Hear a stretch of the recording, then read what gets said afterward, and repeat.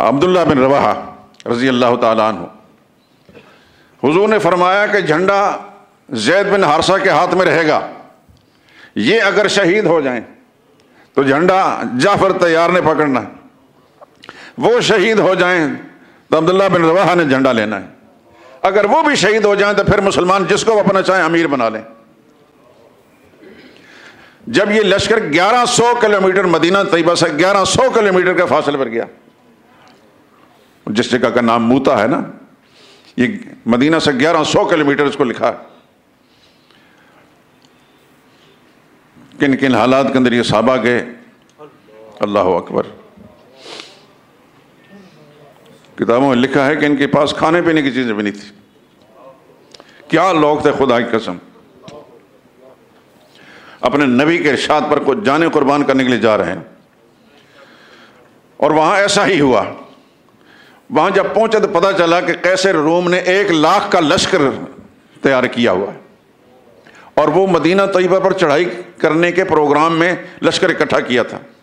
ادھر سے یہ 3,000 کا لشکر پہنچ گیا، کہاں 1,00,000 اور کہاں 3,000، کوئی مناسبت ہے؟ بعد میں پتہ چلا کہ مختلف قبائل کے لوگ جمع ہوئے تو 1,00,000 اور لشکر آ گیا، یعنی ادھر کفار کا لشکر 2,00,000 ہیں، مسلمان صرف 3,000 ہیں۔ رسول اللہ صلی اللہ علیہ وسلم کی ہدایت کے مطابق پہنچ کر پہلے کچھ تردد ہوا کہ کچھ مناسبت نہیں، کہاں اتنی بڑی تعداد اور کہاں 3,000۔ تو عبداللہ بن رواحہ رضی اللہ تعالیٰ عنہ نے فرمایا کہ ہم اپنی لشکر کی بنیاد پر لڑنے نہیں آئے، لشکر کی طاقت کے نہیں، اسلام کی طاقت کے ساتھ لڑنے آئے ہیں، اور ہمارا اصل مقصد اگر ہم فتح یاب ہو گئے تو تب کامیاب ہیں، ہم شہید ہو گئے تو تب کامیاب ہیں۔ مرے شہید ہو مارے تو اگر تو غازی ہے، یہ راہ وہ ہے جس میں ہر طرح سے سرفرازی ہے۔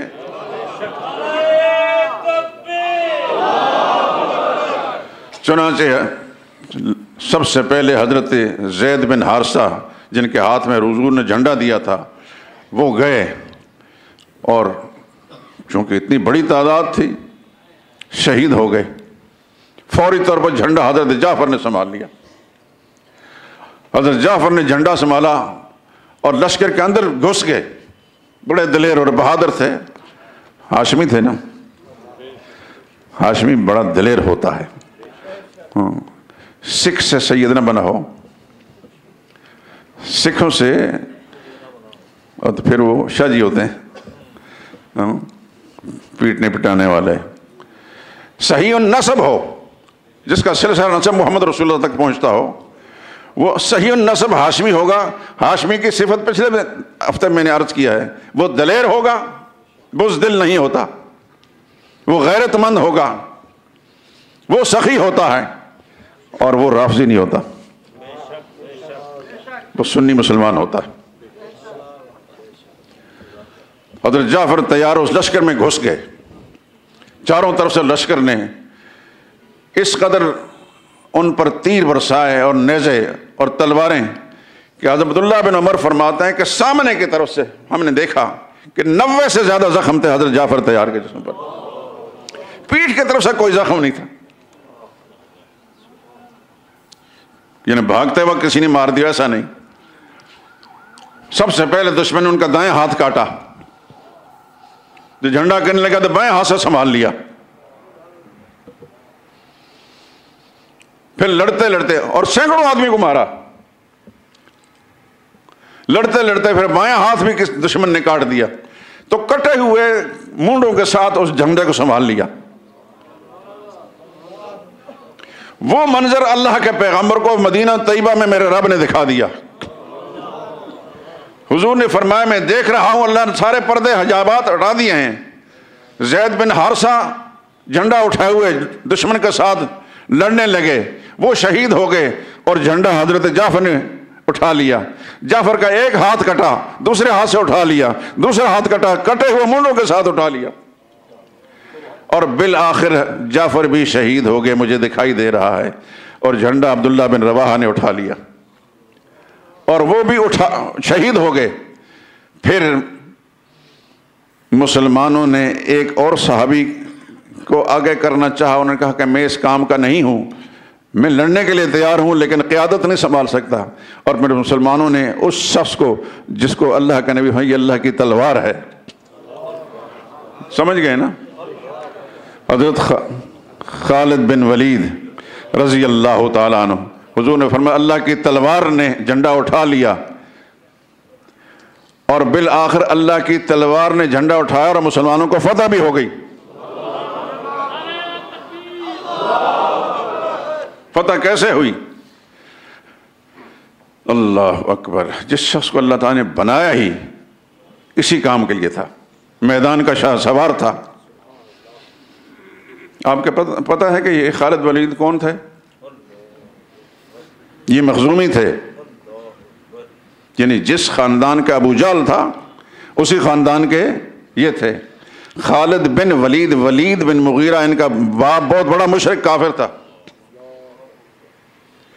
ان کے ایک بڑے بھائی کا نام بھی ولید تھا، یعنی باپ بیٹا دونوں کا نام ولید تھا.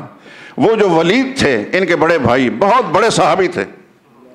انہی کی محنتوں سے حضرت خالد بن ولید مسلمان ہوئے، لیکن اللہ تعالیٰ نے ان کو میدان جنگ کا ایسا شاہ سوار بنایا تھا کہ بالآخر اللہ کے پیغمبر کی زبان سے ان کے بال نے یہ سیف من سیوف اللہ، اللہ کی تلواروں میں سے ایک تلوار ہے. اور پھر حضرت خالد بن ولید نے جنگی حکمت عملی اس طرح ترتیب دی کہ جو ہی رات کا اندھیرا چھانے لگا تو 3000 کا لشکر میں سے تقریباً 2000 دور کسی علاقے میں بھجوا دیے، دشمن کو پتہ نہ چلے. اور ترتیب ہی بتائی کہ صبح کے وقت جب آئیں تو نعرے لگاتے ہوئے آئیں تاکہ دشمن تک آواز پہنچے اور وہ یہ سمجھے کہ کل 3000 جو ہے اس کا ہم مقابلہ نہیں کر سکے، یہ تو پیچھے سے کمک آ گئی ہے. اس طرح خدا ان پر روب ڈالے گا. اور ایسا ہی ہوا، اللہ نے روب ڈالا، وہ سارے بھاگ گئے. اور اس طرح مسلمانوں کو اللہ تعالیٰ نے فتح عطا فرمائی. حضور نے فرمایا تھا کہ اللہ کے تلواروں میں سے ایک تلوار نے جھنڈا اٹھا لیا ہے، اللہ نے اس کے ہاتھ پر اس کو فتح دے دی، اور اس طرح کامیاب مظفر منصور واپس مدینہ طیبہ میں، اور رسول اللہ نے اور صحابہ کرام نے کا استقبال کیا. تو حضرت جعفر طیار کے بارے میں فرمایا کہ جس وقت ان کے دونوں بازو کٹے ہیں اور وہ شہید ہوئے ہیں، جنت میں پہنچ چکے تو اللہ نے فوری طور پر دونوں بازوؤں کے بدلے میں ان کو 2 پر دے دیے. وہ جنت کے اندر اڑتے پھر رہے ہیں ملائکہ کرام کے ساتھ.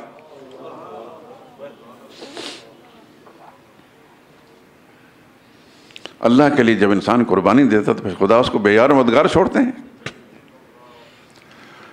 پھر حضور نے فرمایا اللہ اکبر. ایک دفعہ رسول اللہ صلی اللہ علیہ وسلم نے آسمان کی طرف دیکھا، فرمایا وعلیکم السلام. صحابہ نے پوچھا یا رسول اللہ یہ کس کا سلام کا جواب دے رہے ہیں؟ کچھ ہمیں دکھائی نہیں.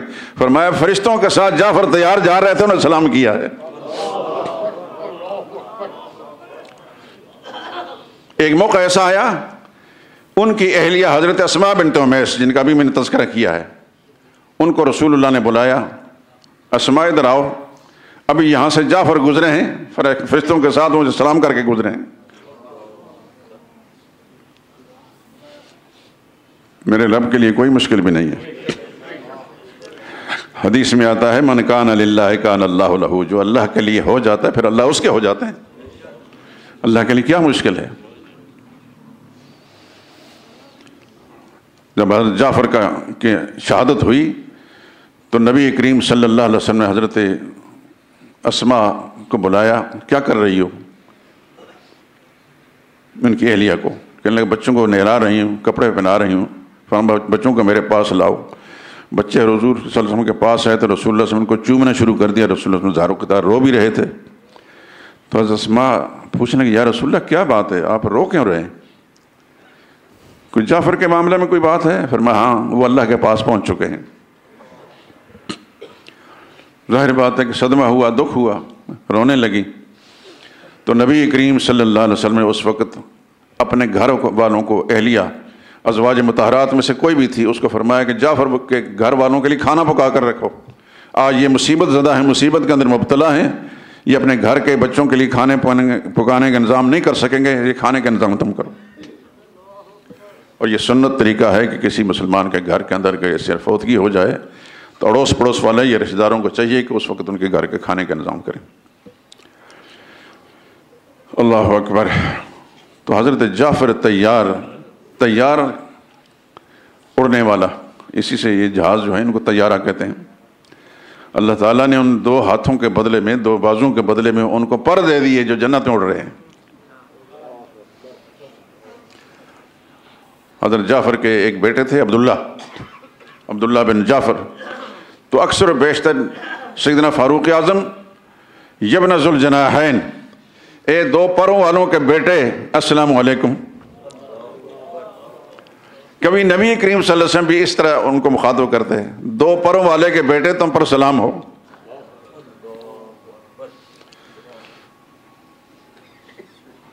تو حضرت جعفر تیار یہ کس کے بیٹے ہیں؟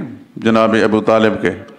ابو طالب کو تو ہدایت نہ ملی، لیکن بیٹا اتنا اونچا مقام لے گیا کہ جنت میں اڑتا پھر رہا ہے فرشتوں کے ساتھ۔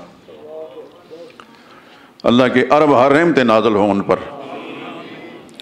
تو آپ حضرات سن چکے ہیں کہ حضرت جعفر تیار رسول اللہ صلی اللہ علیہ وسلم کے چچا زاد بھی ہیں، آپ کے رضائی بھائی بھی ہیں، اور ہم زلف بھی ہیں، اور صحابی تو ہیں ہی۔ خدا کی ارب ہر رحمتیں نازل ہوں ان پر، اور اللہ تعالی ہم سب کو، سب مسلمانوں کو صحابہ کرام کی سچی محبت اور سچی اتباع نصیب فرمائے۔ وآخر دعوانا الحمدللہ رب العالمین۔